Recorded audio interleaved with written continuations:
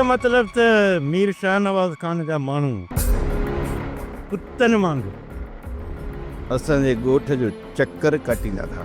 कुछ अहिड़ियूं ॻाल्हियूं आहिनि जेको सोडल तुंहिंजे साम्हूं करणु नथो चाहे। सोडल तोखे सम्झी वियो आहे त तो साम्हूं का ॻाल्हि अहिड़ी ॻाल्हाइणु नथो चाहे, छो त हू पादर खाईंदो। इन्ही जे करे हू मूंसां अकेला ई में ॻाल्हाइणु थो चाहे। मां ॻोठ जे बच्चे खे इहा ॻाल्हि ॿुधाई आहे, वीचारी कुतनि जे कननि में बि इहे ॻाल्हियूं कयूं अथमि। मुराद हुन ते कहिड़ो एक्शन खयों? हू हिन ॻाल्हि ते ध्यानु ई कोन अचनि, चवंदा वते तो कुतो भौंकंदो। छा?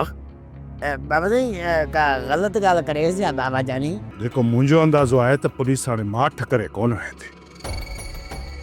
इन DSP मथां बि मथां खां ज़ोर आहे।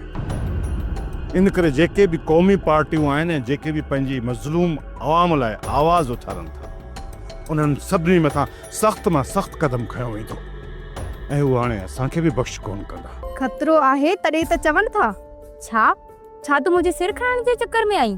न न न न छा अच त वापसि हलूं। इत्तेफ़ाक़ पुछी न ईंदो आहे। जेकॾहिं उन्हनि हमलो कयो त पोइ हितां असांखे भॼण जी वाट बि कोन मिलंदी। सोप सीरियल डोला हाणे तमाम एपिसोड्स ॾिसो HD क्वालिटीअ में। विज़िट करियो